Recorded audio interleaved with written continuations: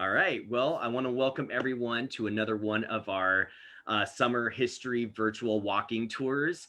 My name is Brad Richardson. I'm the executive director at the Clark County Historical Museum. And thank you all again, whoever's able to join us today for this tour.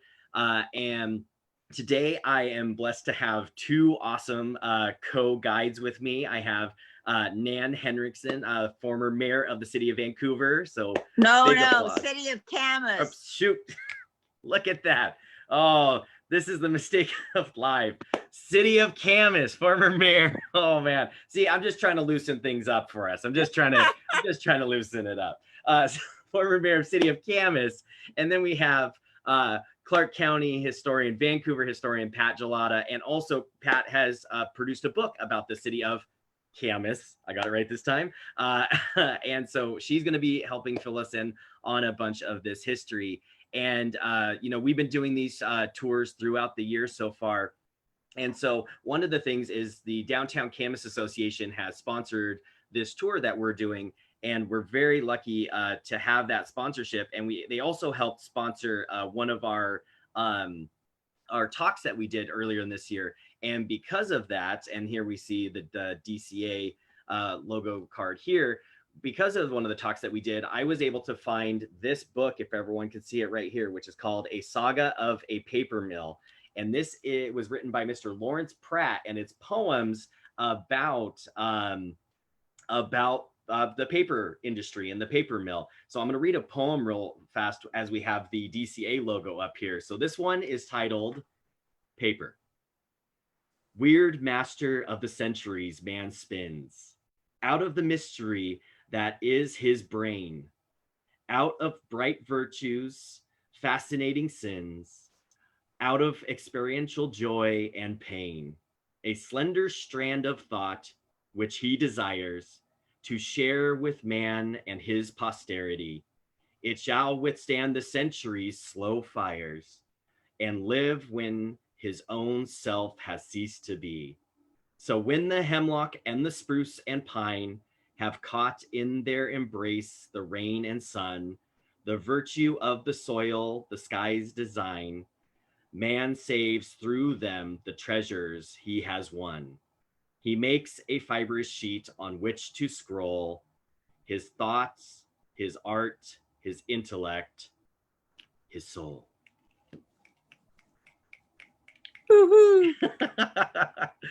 So that is the poem. And so thanks to the DCA, we were able to do some extra research and be able to find out some extra history about Camas. And for our walk, we are going to go ahead and scroll forward a little bit. And we started right down here at the Downtown Camas sign. So here we see the Camas flower, which is a purple flower that grows in the area. And it was a food staple for the Southwest Washington Native American nations. And the town takes its name from this native plant. And, this was a part of a food staple, it was a part of their economy. And eventually, what happened is that over the years, there were different people who tried to come and establish themselves in the area that would become Camas, but things really took root and blossomed, pun totally intended, in 1883 when the Camas Colony Company selected the site. And we're actually going to scroll back just a little bit here to get the Camas Mill so we can look at that for a minute. And it was Henry Piddock, the owner of the Oregonian newspaper in Portland. He needed plenty of water to power the paper making machinery for his to bake his newspaper. And so he ended up finding the area of the Camas area that had a lot of lakes and it had this nice access to the river. And he ended up establishing the paper mill in this place. And Pat, you actually, you discussed this beginning of the paper mill and kind of some trouble that they had at the start. Would you mind kind of giving us a little bit about that? Well, it burned down for one thing.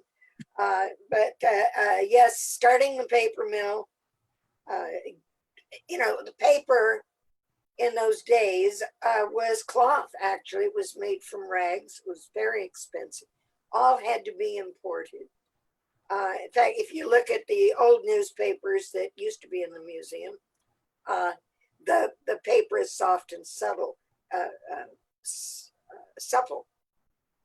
But then later on, of course, it became wood fiber and crisp and turns into potato chips when it gets older. So that was the basic reason for him wanting that paper, was importing it was so expensive. He laid out the town site with the mill at the west end, and began the town of Camas as a mill town in those days.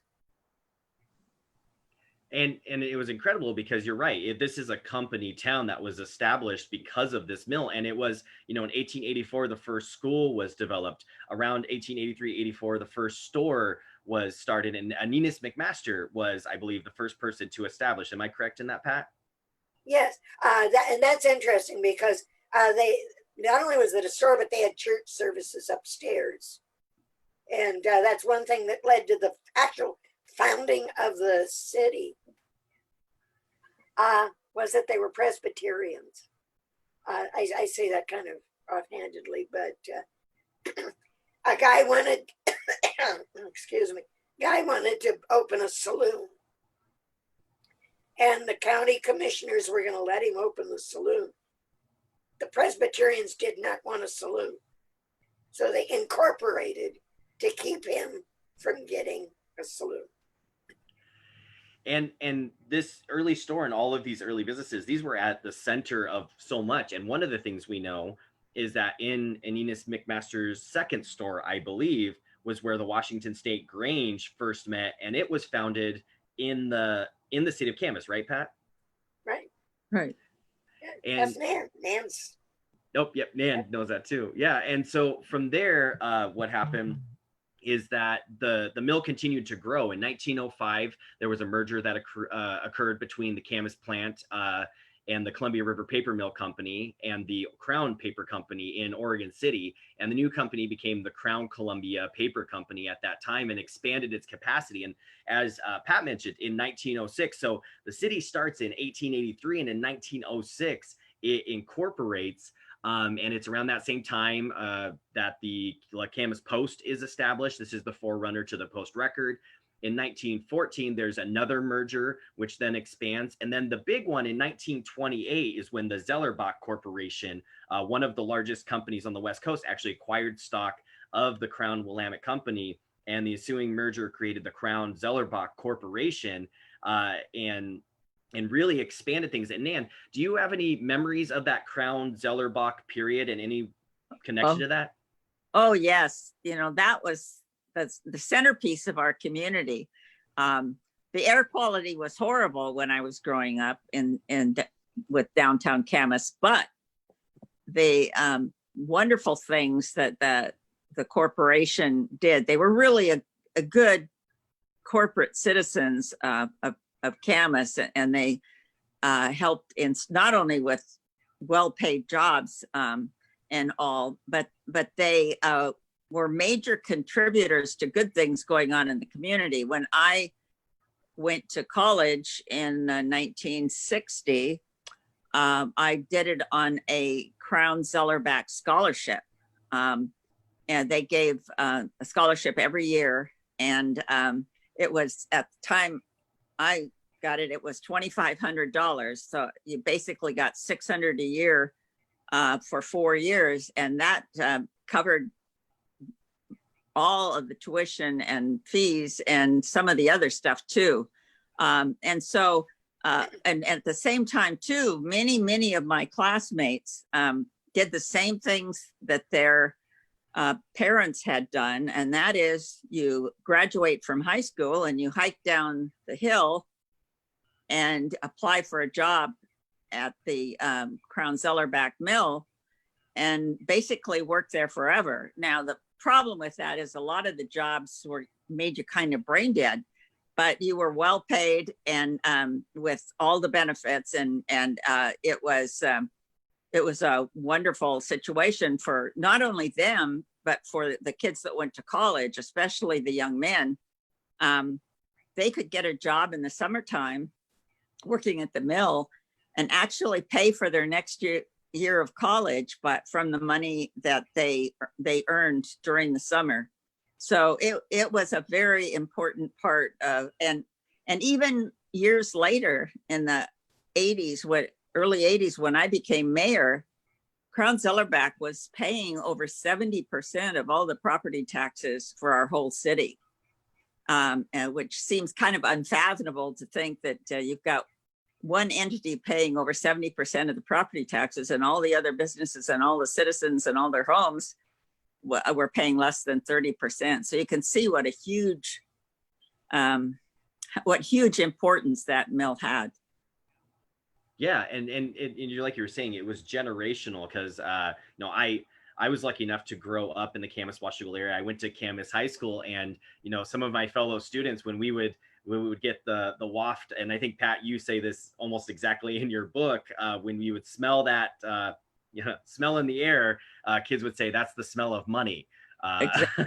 because they knew. And yeah, Brad, you really felt that when there were strikes over the years. My dad was had a drugstore, and it was really tough times in the business community when the mill was on strike. It wasn't just the mill workers that were suffering; it was everybody, because everyone was dependent on the mill workers for the major part of their livelihood. So yeah. And this period in the 1960s, when you went to college, this is a really, I think, right, pivotal moment when it came to the union, because the rebel union, the AWPPW, rose during that time. And so do you have anything to talk about in regards to, you know, you had the union that was before, and then you had the AWPPW. What was that like? And then there were strikes that came after that. What was that dynamic? Yeah, they kept seeming to get more so. But then that was also about the time that for the first time we had any kind of social integration at all in Camas. It was lily white out here. And I think, Pat, you were talking about it was the early 60s when that began to change.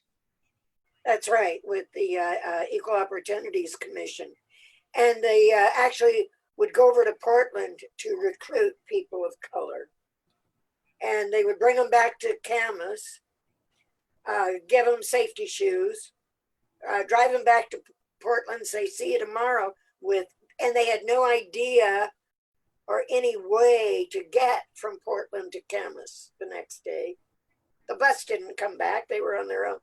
And so then they could say, well, see, we tried to hire them, but they just didn't want to work. And gradually they began to increase their employee diversity, but they still couldn't buy a house in Camas. Yeah. And live outside of Camas. On their lunch hour, the local restaurants wouldn't serve them. They went to the union, and the union basically said, suck it up. You know, that's the way things are. So it was a very unpleasant, to say the least. It was a tense time. It was a time that we should be looking back on as how we learn, because those folks put up, those first people of color that were hired put up with a great deal of racism, of bigotry, of prejudice, and they had to work through it the way our rest of our country had to and does still have to work through it. I called the union, and I talked to a then vice president of the mill because of this chapter of the book that I was writing. And I also talked to the diversity director, our chairman at the mill, and she was most generous with photographs and stories. And what the union said was, we made our mistakes and we have to learn from those mistakes, as did the vice president of the mill. Mm-hmm. They fully acknowledged that this had happened. Yeah, and that's incredible, and that's in your book, Pat, that you're able to see the piece of what you were able to get, and the 60s, 70s, and 80s were a time where there were these different changing landscapes at the mill, and in 85, and this was right probably in the middle of Nan, you kind of becoming more familiar or working in the city, is when James Goldsmith came through and Crown Zellerbach transitioned to James River. And do you have any kind of thoughts on that period of the mill? Well, for us old timers, it was very, very sad because, as I said, Crown Zellerbach on the whole had been very good corporate citizens. And as the turnover of ownership kept happening, it just, I don't think it was ever the same again. Yeah, and today it's a Georgia Pacific mill, and I know there's people from the mill and from Georgia Pacific that work with the DCA, and there's been this relationship that's developed with them, and you have, the mill still has such a significant place in the hearts of people of Camas because papermaker, identification and all of that, and then the downtown association has really grown over the last couple of years. Nan, would you talk a little bit about kind of that relationship and development? Well, you have to remember that back in the 80s when I was mayor, Crown Zellerbach hired over 2,500 people a year and all. And that's one of the reasons we worked so hard to figure out how to diversify, because we knew that that was ending. And when you look today with 200 employees, it's a whole different condition, but I think still for the old time community folks, there's still a special place in their heart for that mill, because we always considered ourselves to be paper makers. Well, that's the name of the football team. And they had the paper festival with the Queen of Papyrus. Yeah. Yep. Yeah. I want to mention the Women's Civic Improvement Society. When you look at that name, you know it's going to be trouble. And they formed, and the first thing they wanted was to repair the town steps. And they nagged to get the town steps repaired. And they were. And then they went back to the city council and began agitating for a park. Yeah. The city needs a park. And when they finally got the park, they said, well, there are no roses in the park. But everything that Camas has, it makes it such a charming town. I think we can trace back to those Women's Civic Improvement Society. Well, and when we get to the other end of the street, there'll be another big thing they brought. So, yep. Yep, and the downtown that you see today in Camas, and talking about all of this came out of Operation Foresight, which was done in the 60s. And Camas used to have and Pat, you even see it in your book, it used to have a very broad Fourth Avenue, which people would call Main Street, but it's Fourth Avenue technically.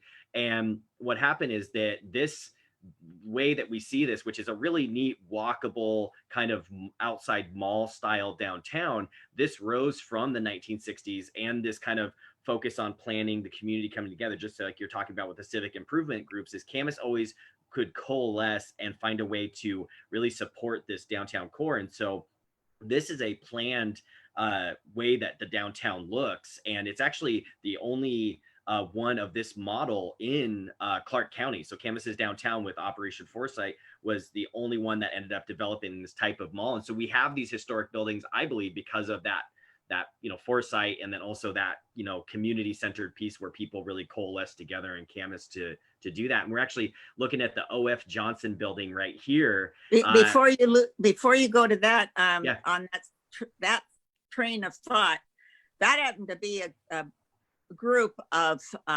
businessmen who were very brave about that change, because that was a very unpopular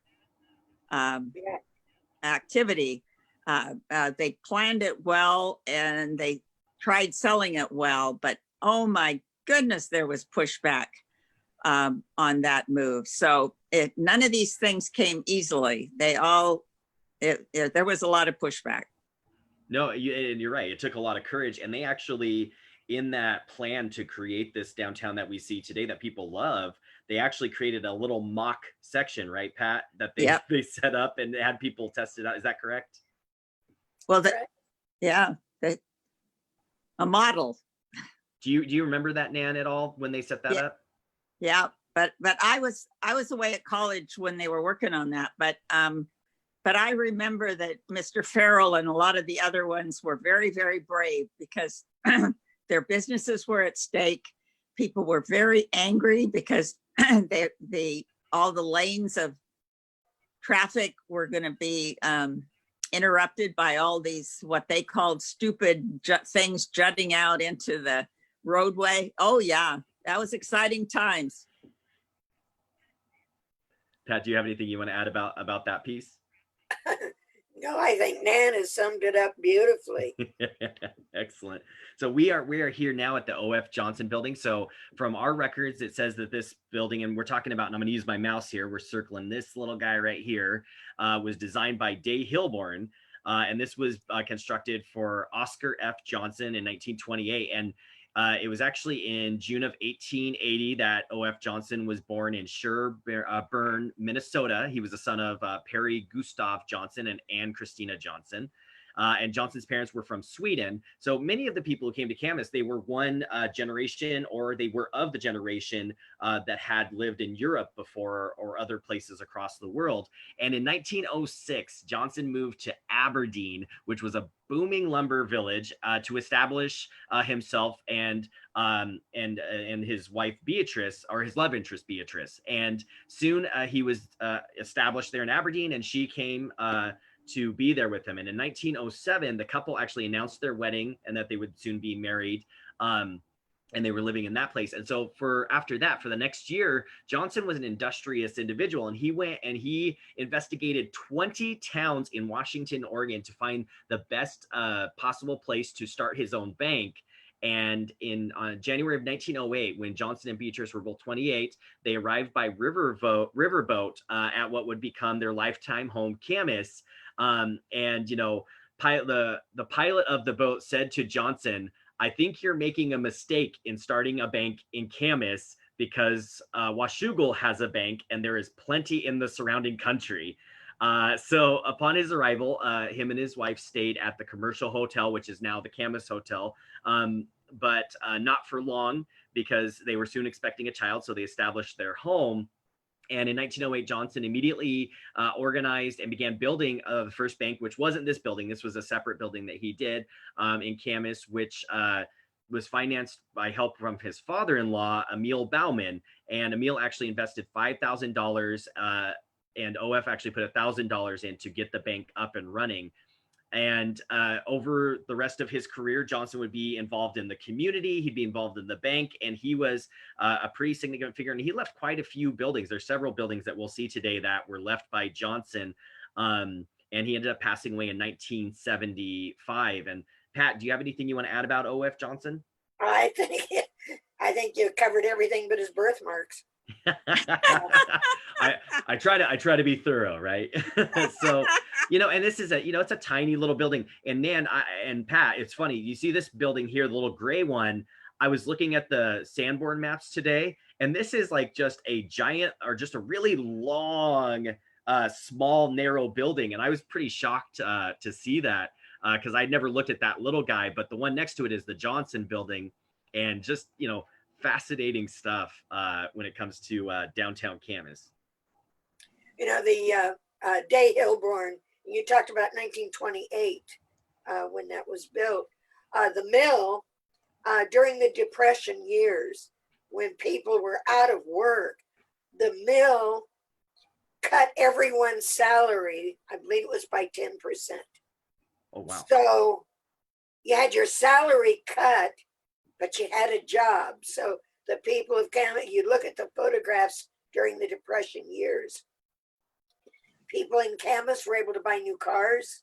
They were able to get by because, of course, prices had dropped because of the Depression, but they still had their job. Yeah, the mill took good care of them.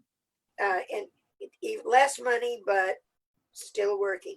They were probably the most fortunate people in Clark County at that time. And you know, I'm going to digress for a minute, but we were chatting about this a little bit.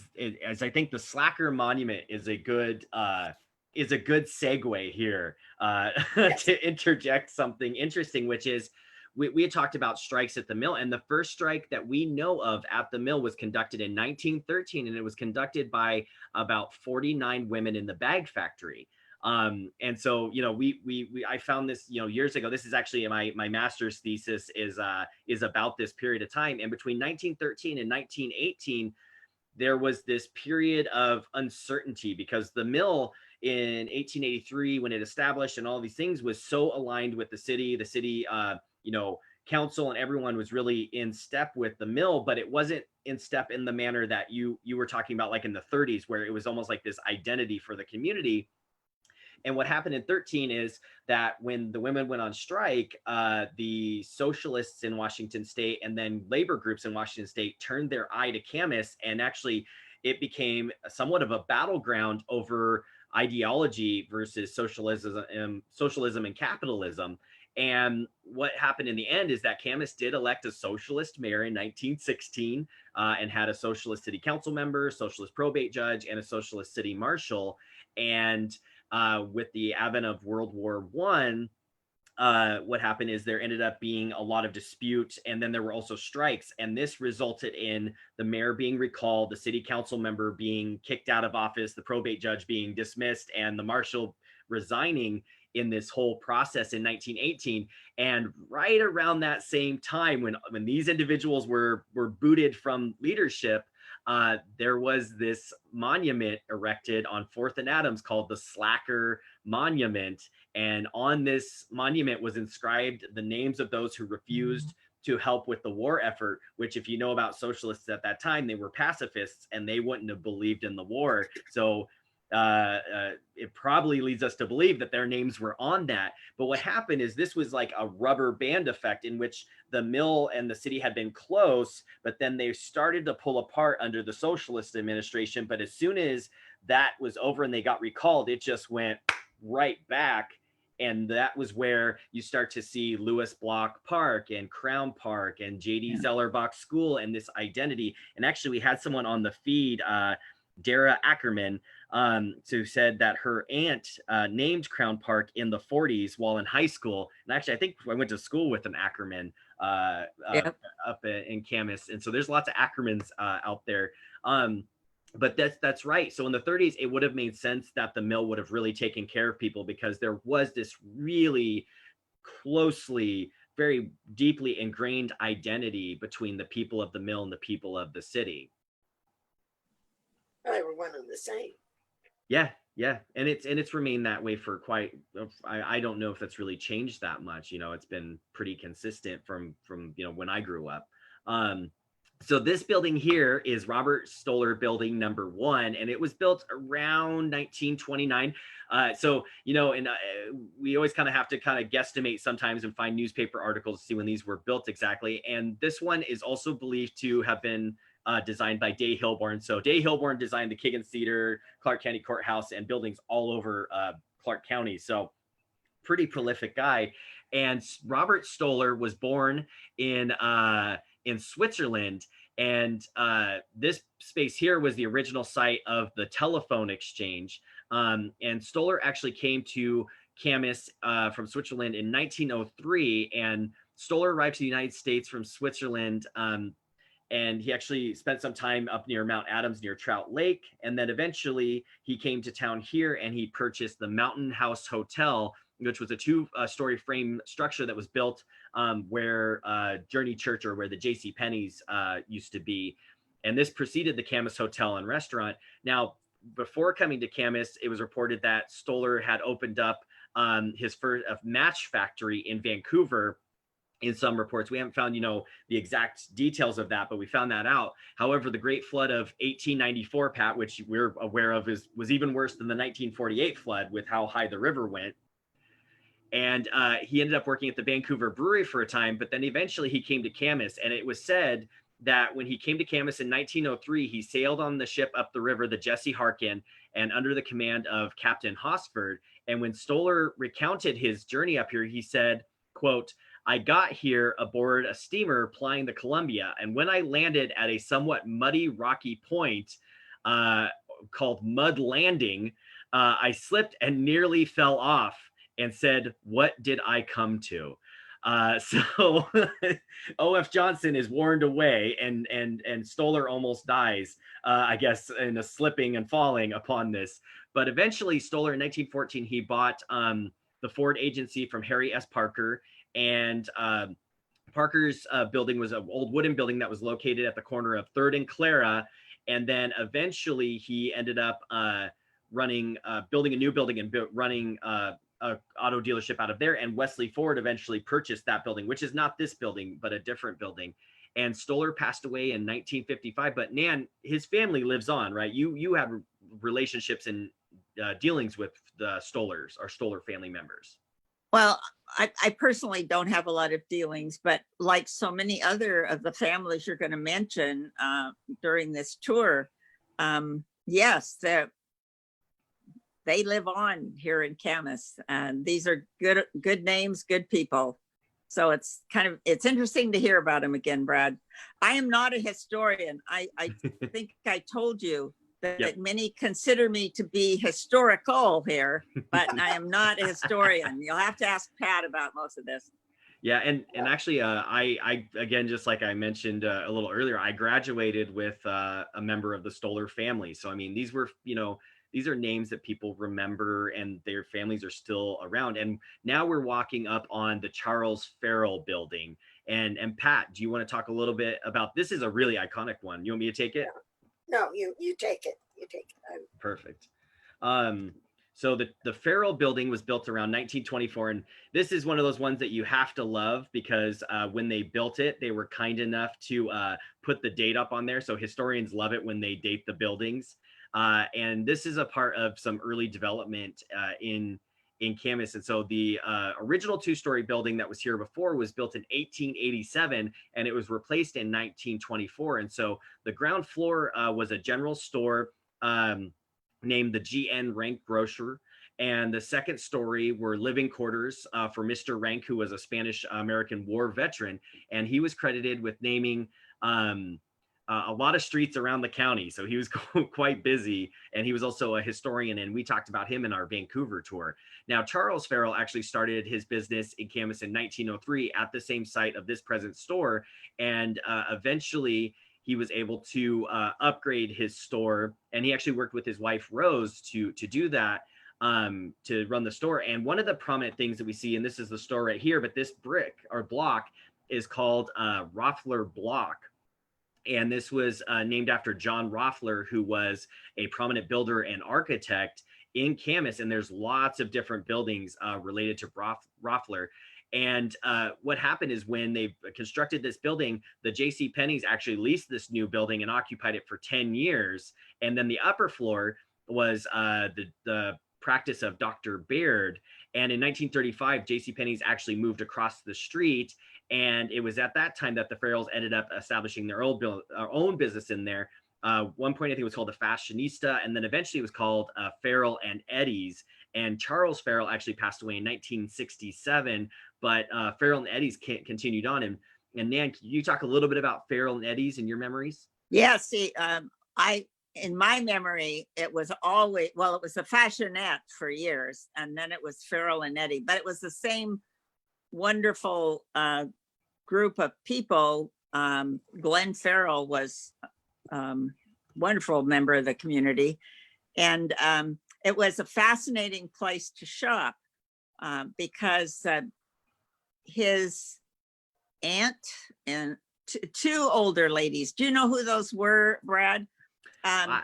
They worked there well into their 80s, and they had really high quality clothing, classical good clothing that you would buy if you were looking for basics to wear forever.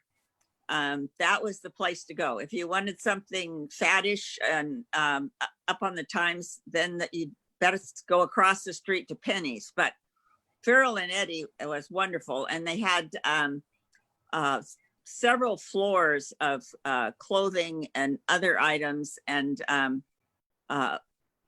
it was Glenn's mother who was involved in the store, Rose. She also, for many, many years, designed wonderful hats, and she was known for her hats. So this store was really an anchor of downtown for many, many years. Yeah, and then with kind of the next generation after Farrell and Eddie's closed, Camas Antiques came in, and that was, I think, from what we've read, is kind of like a new. It was like the forefront of that new period, if I'm correct, Nan. Well, it's been a big that antique store. When folks come to town, they know Camas Antiques, and they really appreciate what a lovely store that is. Yeah, and it's been an incredible piece of that blossoming of the DCA. And Pat, did you have something you wanted to add? Now, not to add, I wanted to kind of jump back a little bit to the 20s, because in 1924, the town, a lot of the town burned down. They had a huge fire in 1924. And that's when they formed their volunteer fire department. They did not get a fire department until the 20s. And when that's the same story that's told in many, many towns, that they don't get a fire department until the town burns down. Oh. Yeah, because that was the big fire of 1923. And when we look at Camas, it's amazing, because if you look at these buildings, a lot of these buildings date from the 20s, 30s, and 40s. And it's incredible because you still have this large amount of historical integrity that's very continuous through the downtown. And it's a wonder if that fire of 23 didn't come through and kind of create this opportunity, what would that downtown look like? Pat, you and I both know. Yeah. Sometimes it's a moment of renewal for a city. And many of the buildings were made out of brick or some form of very hardy construction, and that gives the bones to this downtown today. So many interesting buildings. Yep. That's right. And there is one, the Liberty Theater. Yes. Yep. That was so exciting for the town of Camas to have this. Yeah, and it's just like in downtown Vancouver, the theater is kind of one of those real recognizable pieces of the downtown. And this is the Liberty Theater was built in 1927 and from some sources, the estimated cost was $75,000 for that time. And it was originally called the Granada Theater, and it opened on June 14th, 1927. And the opening night attendance was calculated as about 1,500 patrons tried to fill this theater. And it was noted by the Camas Post as being the by far largest under roof assemblage ever noted in Camas. So it was a big deal to have the theater. You're right, exactly, Pat. And it was further remarked in the newspaper, quote, "Long before the doors opened, the crowd packed densely about the corridor, and the waiting line filled the 19-foot sidewalk and extended half a block." And it was not only Camasonians that were present. The newspaper said people came from Washougal, which, we know that's a huge trip to get there. Battleground, Ridgefield, the Center, Portland, Vancouver. And, this was just a staple of entertainment. And it has been a key piece of that. And the first film that was shown there was Lost at the Front, starring George Sidney and Charlie Murray. And admission for the opening night was 10 cents for children and 30 cents for adults. And then, it was just an amazing period and time of growth for that. And the theater was just an amazing piece. And, Nan, if you don't mind me asking, if you don't remember, let me know, that's okay. But do you remember maybe like the first film you saw there, or one of the earliest films you can recall? Well, that's interesting. What I thought when you just said that, my dad was born in Washougal in 1914, and I would bet you anything that he and my grandmother and maybe my grandfather were all there for that grand opening because they loved movies. But then in my generation, on Saturday mornings, my mother or father would pack the kids in the car. There were 4 of us, and drop us off at the Liberty for the matinee. But I was a sensitive child who, if there was cruelty or anything like that in the movie, I just couldn't handle it. So, and I also was quite frugal. And so what I would do when I was little is dad would give a quarter to each of us to go to the movies. And then I would stay in the car and take my quarter home. So you probably would need to ask my younger brother what the best movies were, but it was very exciting when I was young. The movies I did go to on the matinees, because there was always lots of action, and they would still in those days leave you up wondering what was going to happen next. And there would be newsreels, and then they'd have serials so that you'd have this movie going, and then all of a sudden it would stop.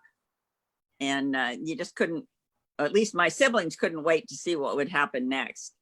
And you know, there again, we have to credit the Farrell family, because there's many times in the last 50 years that theater could have been no more. And but they were willing to reinvest in it and go through fires and all sorts of other problems, and to keep that theater alive. And right now it's very tough times with COVID.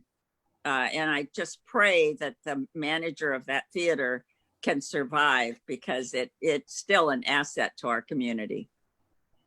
It's a jewel. It really is a jewel.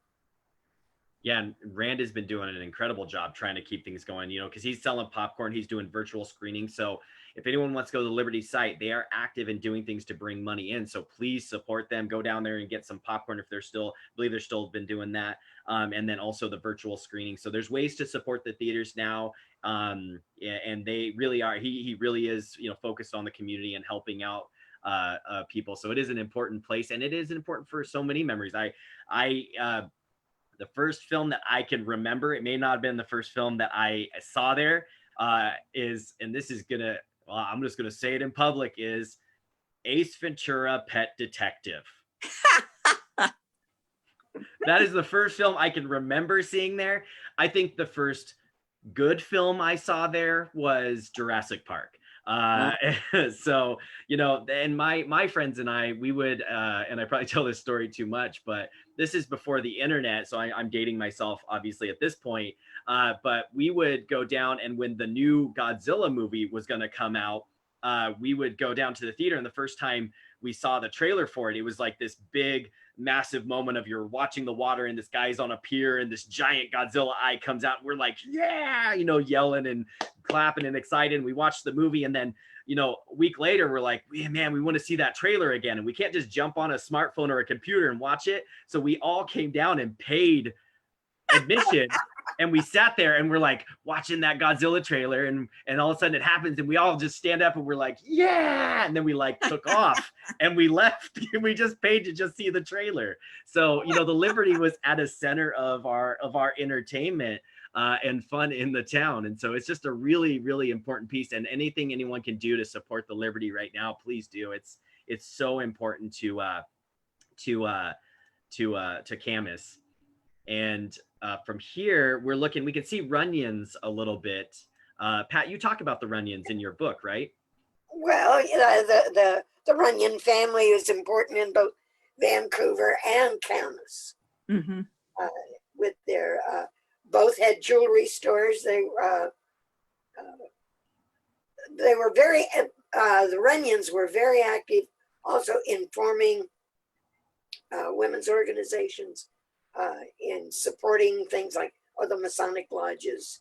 I think that's important to any town of that era, where the many lodges that existed, that was their social life. There were Elks, Masons, Woodmen of the World, Eagles, a whole bunch of animals like that. And it was the Runyons really who held some of those organizations together and let them be the social outlet for people in the days before we cocooned in our houses with our electronics.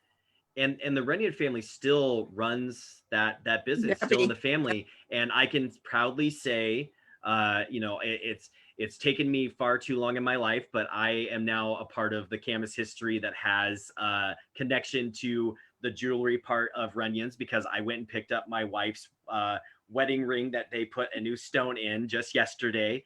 So they're still open. So people may not know that, but they're still open. Watches, jewelry, everything, and they were wonderful. It was incredible.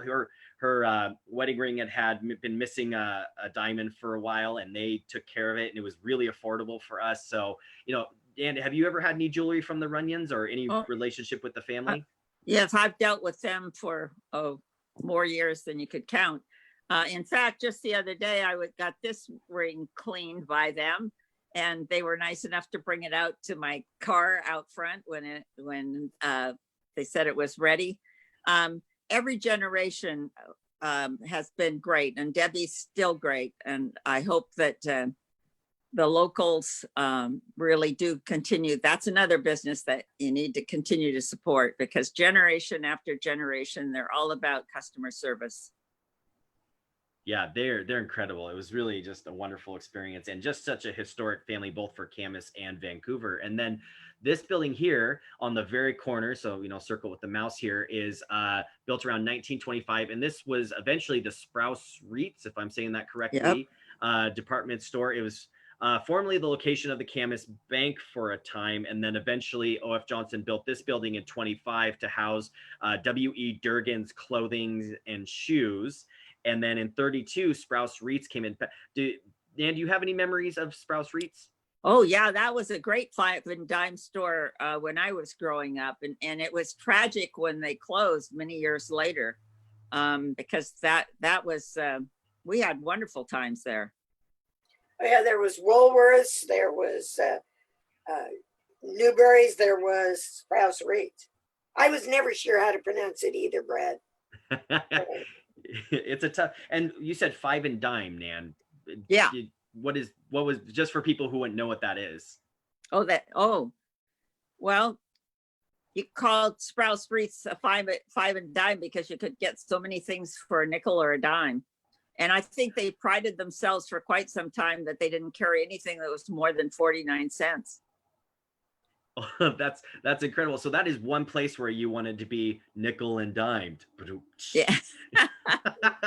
Didn't Newberry, wasn't Newberry's name Newberry 5 and 10 cent store?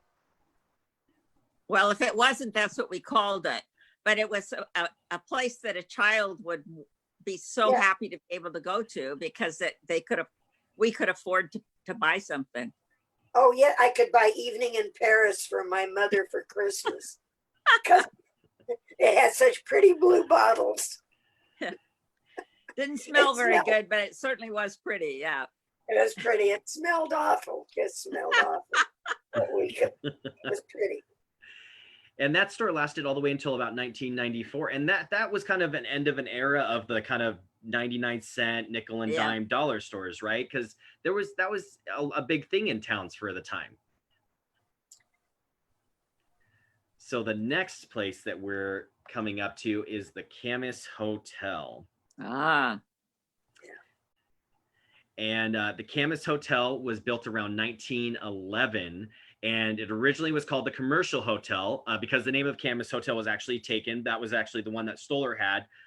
That's where Journey Church, and we'll see that on the other side when we walk back. And the Camas Hotel is the oldest commercial building surviving from the 1923 fire in Camas. And the hotel has stood, again, like I said, since 1911. And Paul Hines and his wife, Amelia, originally owned it.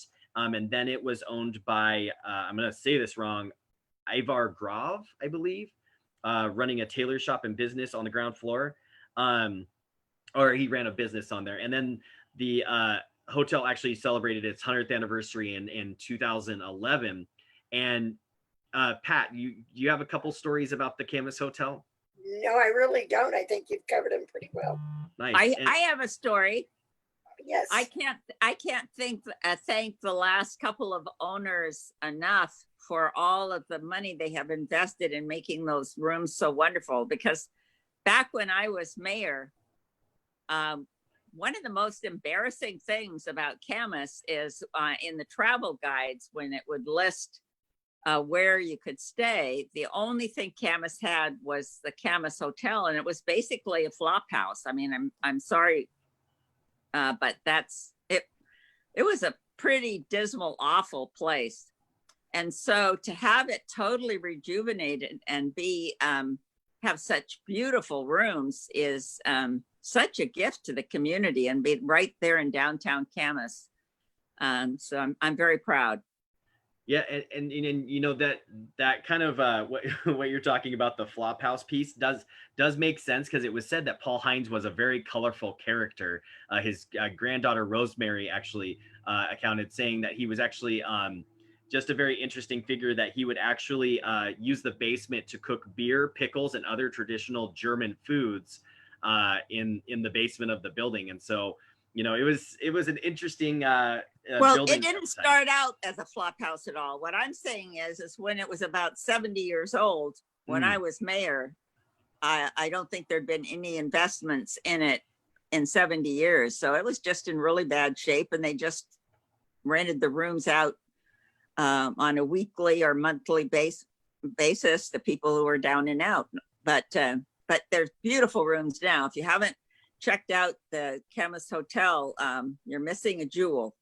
Yep, and actually Tommy O's is now, there's a right there on the corner. Yeah, right down the corner. You can get takeout from them, and yeah, it is. It's if you ever go on their Facebook or Instagram and see it, it's just really wonderful, well-appointed rooms. It just looks like a nice staycation, especially since we can't necessarily get too far, but yeah, just a really nice place. And again, that nice restaurant down on the bottom is really great.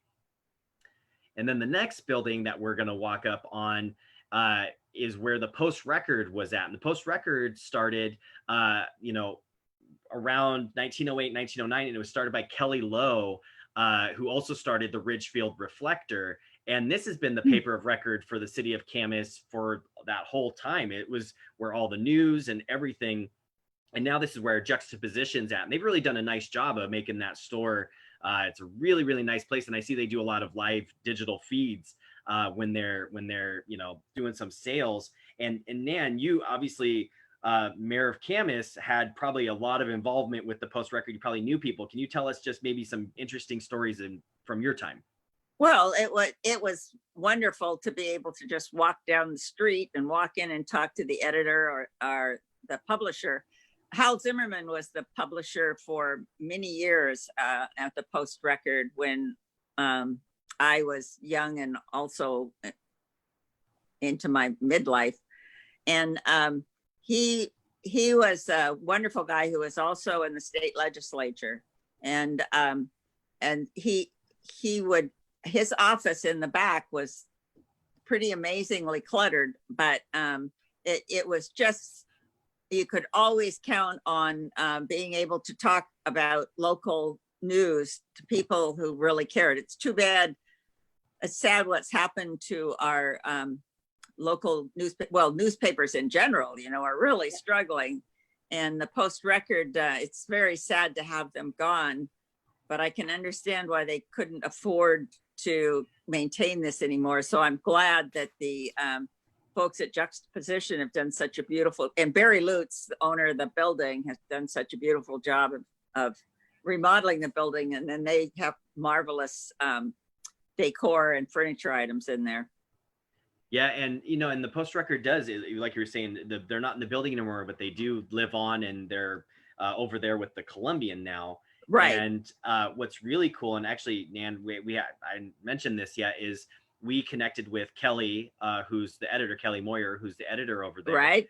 And I obviously am personally aware, Pat, as you and I both are, of where there are collections of historical documents, and the Post Records archive is still in existence. And so we have, through the Historic Promotions Grant, decided that we're going to have a little extra money on our grant for this year. And we are going to work to digitize at least the 1916 and possibly the 1917 or 18 whole year's worth of editions of the Post Record for Wonderful. preservation. Great. So the Post Record is still active and out there. And actually, they did a post on their page the other day showing us putting in it ready to transport to the museum for safekeeping. And this is just amazing with what we were able to do working with the Post Record in that, because I think it's going to be foundational in being able to start getting some really significant East County historical documents archived and available to the public. Because when we can digitize something like that, even if we maybe can't get that optical character recognition done right away where you can, type and search, just having the images of those newspapers available for people to read online, just, I mean, Pat, you could maybe talk for a second just about what does it mean to have digital newspapers? Oh my goodness, especially now in the quarantine years where you can go online. I do have the for pay sites that I can research newspapers, but just to have those there to get the day by day of what went on. And so many things that I stumbled on, the stories, I mean, really researching one story and notice a story over here on the page. Yeah. Oh, that happened. And all of a sudden you're off on a tangent.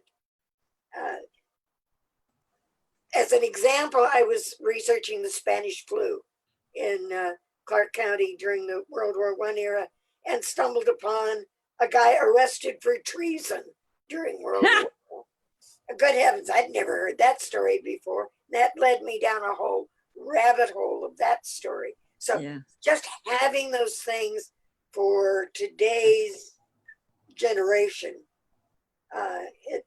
it's beyond words what it means for historical preservation. Yeah. And then real quick, Nan, we'll just talk about this real fast. This is where Natalia's, I believe I'm saying that correct, is at right now, which is a great restaurant. They're still open doing takeout, but this was also called Ideal Corner. And then you were saying your aunt. Well, the Ideal Corner was there for many, many years, but upstairs, that brick part that you see up above were all apartments. And oops, where did it go? There it is. Yeah.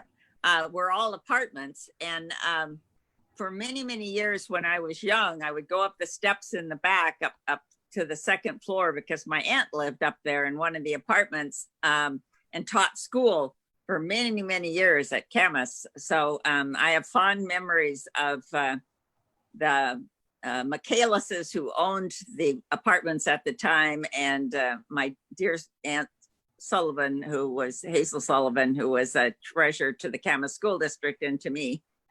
And the Ideal Corner was a real foundational piece for many, many years. Yeah, and today people get to enjoy a really nice meal over at Natalia's. And then the War Memorial there that people could read for a second. And then we're going to start heading towards Lutz Hardware. Okay. And that was originally the site of the Stoller Mortuary. And it was prominent citizen Fred Stoller, who had 2 buildings built at this location in 1932. And he used one of the buildings as a mortuary and the other one as a furniture store. And I'm sure he probably didn't do this, but I was like, he's taking care of you in life and after with your furniture, right? So not to be more macabre about it, but so that was there for a number of years. And then eventually we have the Lutz Hardware. So Nan, will you talk a little bit about the Lutz family? Well, there's another wonderful Camas family who have been focused on customer service for 3 generations now that I'm aware of. Barry Lutz was 2 years behind me at Camas High School, and his dad already had the hardware store. And Barry has a marvelous personality and was a great merchant there and could always get you what you needed, or usually had it in stock. And then since his son Aaron Lutz has taken it over, he's just like his dad. It's just marvelous to go in there, and they take such great care of you. Lutz Hardware is a gem. Yes, absolutely. And it's really been interesting to watch during this time, because I've seen Aaron do what I think is a really good job of having social media posts and live streams and different things like that. So he does these nice little videos every once in a while and shows what's going on. And these days, with us living in what I've been calling the MacGyver world, a little extra stuff from the hardware store is getting us all by. So we're really lucky to have Lutz and Camas to be able to do that. And so now we're going to be taking a little walk, and actually we can start talking about the library before we get there. Sorry. Yes, that's fine. My daughter just popped in. I apologize. My kids are at home with me right now. It's summer, they would be home anyway. But the Camas Library is built around 1940, and it was in March of 1922 that the Camas Relief and Civic Improvement Club, which later would be called the Camas Women's Club, began talking about the establishment of a public library in the city of Camas. And Pat, your book is what's helped inform what I know about this.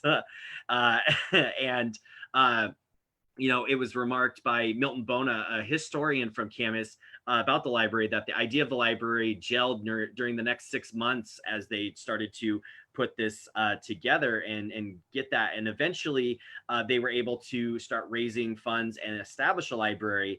And then it was for a period of time, there was a library that eventually went to Vancouver, but Miss Eva Santee was out here for a time, right, Pat? That's right. Eva Santee, while she was at the Camas Library, was named librarian of the nation. She was recognized nationally as an outstanding librarian. And yes, the city of Vancouver flat stole her from Camas. And so Nan, we've Pat and I have, I think, bantered back and forth that Camas is not a part of the Fort Vancouver Regional Library District. No. And we always wondered if it maybe was that broken heart because Miss Santee left for Vancouver and Camas just said, you know what, we'll do our own thing. But there are reciprocal, you can get stuff being a part of both libraries. But this was one of the libraries I spent a lot of time in as a kid. Amazing place. It was designed by Day Hilborn. And Nan, you probably have memories of this library throughout your life. The part you're showing right now, big time. Around the back side in the basement was the first location of the Camas Washougal Historical Society. And then this section, we have a wonderful library for several generations. I think one of the main reasons that we never have become part of the regional libraries is that Camas citizens are so proud of their library. And that's to be pointed out, the new section that's on the other side of this building. I didn't think there was a chance that the voters would approve. I think it was like $7 million to add on. This library needed a lot of work and the addition to add it on. But it's a wonderful library for a community our size. Yeah, and part of the library served as City Hall for a period of time, if I'm correct. The part we just walked by, it's been added on to, but that was the City Hall for many years. And we're really lucky to have this library in Camas because Virginia Warren, who is another storyteller in the community, knows lots of Camas history. She actually worked at the Liberty Theater, and we had her in our other program. Her papers are now held by the Camas Library. So if people want to learn history and look at her scrapbooks, they can do that. And Pat, do you have anything you'd like to add? No, I think you've covered it. Yeah, and I love this angle. This always, Pat, you'll know this too, is when you see this angle from the back, we have a photo at the museum of this entrance, and it always fools us because you're used to seeing, this entrance here. You're used to seeing the one on 4th Avenue. And right. When you see this one, you sometimes are like, wait, is that the right? And you have to figure out that it's the right library, which is always a fun part. And like you're saying, part of the one we're seeing here is the original 40s library, and then it got extended. So this really large to the right out there. Yeah. And that was in recent years that had happened. I mean, within the last 20, 30 years is when that got extended out. About 20 years ago, was when the bond was passed. Yeah. The citizens of Camas are very proud of that library. Yep. And we're gonna we're gonna jump geography real quick because we had a business owner that we talked with that gave us a little bio down on Second, and we weren't able to walk from here to Second. So in just a minute, our video is gonna fade because we had the opportunity, and there we are. You can see this part of the day was when it was gonna start raining, so I was definitely with the GoPro on my head, starting to sweat things. I will say one thing as we're walking around the corner, we can see over here is Camas's Burgerville, which is a very important site for people of Camas. It was where I spent a lot of meals with my family. And the Burgerville is even more important because when I was a kid, as far as I know, that was the only bus stop that you could get on a bus and get to Vancouver Mall from. And I remember sitting at that bus stop with my friends, and we were sweating it because we were about to go to the big city. Uh, so we were going on our own over to Vancouver Mall where we were going to go buy a bunch of CDs with a bunch of loud, noisy music on it. So Right. that's my memories of the Burgerville. But I also remember all the play structures as a kid. You know, they had like little play stuff inside the Burgerville that you could play on, and it's fun. But this house here, this was the home of Ronald Freed. The Freed family was a long time standing, and he actually passed away in 2013. And he was actually born in Superior, Nebraska, and he moved to Camas as a young boy, and he graduated from Camas High School in 1950. And he ended up meeting his wife Norma, and they had a wonderful and loving life together. And she actually passed away just to the day several years after he passed away. And he eventually returned to Camas after high school and some military service. He returned to Camas and ended up working for the Tidling Corporation for more than 30 years, and he retired in 1996. And he was civically minded. So Nan, there's two things I'd love to see if you would mind kind of talking about. Is one, your memories of Ron, because I think you worked with him, and then also the importance of the Tidling Corporation for Camas. Well, Ron Freed was on the city council when I was mayor. And he was on the city council when I was first elected to the city council. So he was a good mentor for me because he had been on the city council for some time. The funny story about Ron is there was another gentleman on the city council who often disagreed with Ron's positions, and they used to really rile each other. And so when I became mayor, I thought, this has got to stop. We just can't have people slamming each other. And I decided the solution would be they always sat right next to each other and passed insults. And they were both such good people. It was not a good thing. So I put them on either end with me in the middle when I became mayor, and thought that was a good solution. I didn't find out until years later how much that hurt their feelings. The lobbing of insults had stopped, but also that their seats had meant something special to them. They'd had those seats for years before I came along. So in government, you just don't always know what the right answer is. But Ron was a really, really kind and good person. And as far as the Tidland Corporation, Bob Tidland, who owned the corporation, and that when Ron worked there, he was very community minded. In fact, the old community center that we still don't have a new one, the old community center, Bob owned an old school in Oak Park, and he was willing to, I desperately wanted to have a community center, and because we were going to grow, and I wanted people to communicate with each other and have fun together and all those good things. And he called me one day and said he would be willing to sell the city the old schoolhouse for a pretty amazingly low price. So that's how we got our community center, is because of Bob Tidland and his community spirit. Yeah, and the Tidland Corporation became basically a worldwide corporation. Yeah, because it started with a specialty part that the family was able to design for the His paper dad making had, process. yeah, yeah. And then And Roberta, we have a lot of history to thank that's been saved because of Roberta Tidland, oh, Parkersville, yes. associations with Two Rivers. She's provided support for us. So I mean, Roberta was amazing, and we Yes, lost both of them in just the last decade or so, I believe. yes. So big loss for the community, but they just did such amazing things. And then that house, Ron's house, is actually Rushing Waters Properties is in there now, and they have they do office space for small businesses. So the house is now repurposed as an actual commercial space, which is always interesting. And then now we're looking at where you were operating as mayor. We're looking at the city hall here.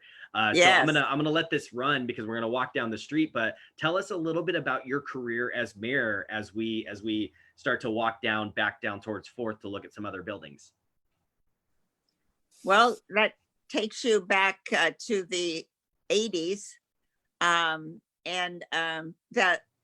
the funny thing about that city hall is it never was structurally a favorite of mine, still isn't. But the mayor's office was very small and had no windows. And so fast forward after the 8 plus 9 years that I was mayor, the first thing the following mayor did, I think, was to put a window in there. And that was a very smart move. When I go in there now, I think this is a much better place than when I was serving. But City Hall, even in the 80s, was not a particularly new building. So they're really having to have different departments in different buildings and so forth because there's just not room. Well, Nan, you were the mayor when Camas expanded out into Prune Hill. Again, another controversy that Oh my goodness, yes. you handled very well. But it was, I mean, now Camas is so proud of Prune Hill. And, but then, oh my goodness, how they railed against that whole Yes. That was particularly difficult because so many of the old timers that were the most against us taking the risk of expanding into the Fisher Basin to diversify our tax base. And they could have turned out right. It could have been a big flop, but it saddened me because many of them were really wonderful people that I admired a lot, and were good members of the community. So that was difficult. But where are we walking by now? So we're walking past Lutz again. So we've got a bit of time Okay. before we make it to the next one. So if you want to continue talking about that. but Nan, when we started, the mill was paying 70% of the property tax with their 2,000 plus employees. Now with 250, without that expansion and industry that you brought in, Camas would be in a world of hurt. They now pay about 7% of the tax base, I think. Yeah. And then Nan, in addition to being the mayor of Camas, you also are really instrumental. Like you worked with the Camas Washougal Rotary for many years. So you want to talk a little bit? We've got quite a while to our next building. Do you want to talk about the Camas Washougal Rotary? Well, I haven't been a Rotarian for a lot of years because I simply was, back when I was mayor, I didn't have time for my life anyway, but I knew they were doing good work. And then when I was on the Western Washington Growth Planning Commission, I really could not be involved in anything local because of a concern of appearance of fairness, any involvement locally. But just a few years ago, I had always admired Camas Washougal Rotary and the good works they do. And so that's when I finally got involved. So I can't take credit for a large history, but we do some really good things for the community and for folks around the world. So we should do it because I'm a Rotarian. I'm a defector. I'm in the Vancouver one, so I'm not in the hometown Rotary, but that's okay. I think I can be forgiven. But we should do a shameless plug. The Ducky Derby's coming up, right? Oh my goodness, yes, and it has to be virtual this year. It's on September 13th. So we're working hard to sell tickets for a virtual derby because we still have so many good causes. In fact, right now, one of our latest is we awarded $2,500 worth of grants, $100 a piece, to small businesses for personal protective equipment that they're required to have their businesses open. And we just decided, since that money went within 3 days, that we would open it up. We just made another $2,000 available. So pretty big needs. And that's the only place we get our money, is our Ducky Derby. Yeah, so if people can check out the Camas Washougal Rotary website, I believe, and find out about the Ducky Derby and be a part of this really important piece of giving and support for the community right now. So please do that if you can. Go to the website and help out. I have my tickets. You actually, Nan, you mailed them back to me yourself. You sent them to me in the mail. Oh yes, I'm filling out those tickets and stubs. I'm really trying hard because the need is so great. So here's our next building. We're at the 1923 Carmack building, and this was built by Robert Carmack. And for many years, he ran the Carmack Mercantile, or Carmack's Camas Mercantile out of here. And this building has just been a lot of different businesses over the years. But I think one piece of history that we should talk about with this is Camas Gallery and Marquita. So Nan, would you talk a little bit about Marquita and Camas Gallery? Well, I mentioned that Barry Lutz graduated 2 years after me. Well, Marquita Vengayani did also. It's a real asset to our community that Marquita, 10 years ago at least, opened this really nice quality gallery in Camas. And she's such a colorful, marvelous person anyway. She has maintained quality pieces of art in there, plus cards and things if you're broke or have too many things like me. That's a wonderful place. And she had a mural put in. I don't know if you can you see that in the photo, Brad? You can just, people could see just a little bit. And you know what? We should just encourage them to go down to Piccolo's, grab a coffee, and stand outside and watch and look at that mural, because, you can still walk downtown, and Piccolo's is still open, which is on the corner right there. And one of those other good businesses. My parents still live out in the area, and so my mom will say, if you can go inside, go to Piccolo's to get a coffee. If you can't get me a coffee inside, go through Squeeze and Grind. So those are the two places to go and grab some coffee, amongst others, in downtown. And then we're gonna walk quickly past the next one, which is the building on the corner was Camas Furniture. Do you have any memories of Camas Furniture, Nan? Yes, many years ago, I bought furniture in there, and it was kind of a double level place. But yes, that was a mainstay for many years. To throw in a story that has no relationship whatsoever to what we've been talking about. I do want to mention the gift that Camas gave the community with Dr. Louisa Wright, who was almost the first mayor of Camas. Really? She graduated in 1888 from the University of Michigan and came to Camas to practice. She was raised at Parker Landing, actually. I was married to a Carl Spicer. She graduated from the university as a divorced mother of 3 in 18. Wow. Which I think is outstanding. Oh, here we are at the Liberty Theater again. But Dr. Wright was a suffragette. She was elected to the school board. And back when women could vote for schools only. Oh, the dog. Talk about the dog, and we'll get back to Dr. Wright. Dan, do you? I actually I don't know much about. Dan? Do you know much about the dog that's down there? Well, The dog it's statue? just a wonderful statue. Seaman, the Lewis and Clark's dog. No, Oh. that's in Washougal.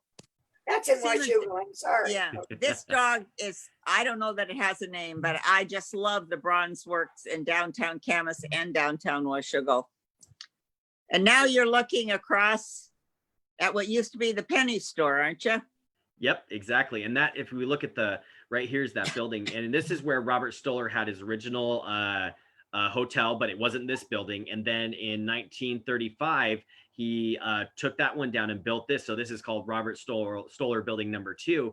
And if you look at the brick up here, if you stand there, and actually I was pointing it out to my kids yesterday. So if you saw the 2 little ones walking with me, they were my co-guides. You could still see J.C. Penney's very faintly up at the top. And Nan, do you have any? I'm gonna let us walk past it, but do you have any memories of the J.C. Penney's? Well, that was I thought as a child, a wonderful place to shop because most all of the merchandise was down on the main floor.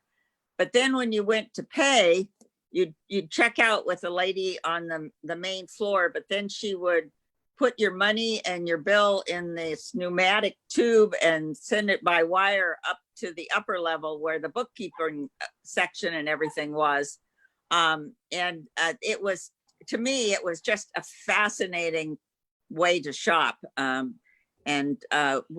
We could find most any children's clothing and other needs in there for many, many years. We were very sad when that went away. Yeah, because it's something that people remembered pretty well in Camas. And then now we're walking past Lily Alitier, I think. Atelier. Atelier, there we go. It'll take me, I'll never get it. And then we see Mesa too. So a lot of these old buildings have, a lot of really vibrant businesses in them today, because we'll turn in a second, we'll see Mesa, which is a really unique Mexican restaurant that is in downtown. Pat, have you had a chance to go to Mesa before? No, I haven't. Oh, well, they do takeout, and when they open back up, it is a wonderful place. It's, my family loves going down there for Mexican food. And then now we're going to round the corner, and I'll start talking about it as we get there, which is through the historic promotions, or through the Historic Preservation Commission in the county, the Downtown Association and the Paper Mill, the Downtown Camas Association, the Paper Mill, were able to make this wonderful collage. And so we don't want to steal too much thunder because there's going to be events around this, but we wanted to at least show this collage that was regarding the mill history. And so, Nan, what do you think about this being up on the building now? I love it. I think that it is a piece of art on one hand, but also a very good history lesson if you really look at all those different sections of this collage. This is a wonderful asset and addition to our community, because that takes you back several generations. Yes. Yep. And everyone should keep an eye out for the ribbon cutting and the fun time that's going to be done in relation to this. So with that, that's the end of our little jaunt in downtown Camas. Is there anything, Pat or Nan, that you would like to add at the end? Or no, I just had a great time walking with you. Yeah, it was fun. And I think that the joint history of the 2 larger cities in Clark County, Vancouver and Camas, the roadway connecting the 2, the Camas and Vancouver roadway, originally the Columbia City, parts of it are still there. And, for just for a good time, folks in Vancouver that are watching, get on that old Evergreen Highway and take that road to Camas and dodge the freeway a little bit and get a sense of what it was like to go between our 2 cities and how much we really are interdependent.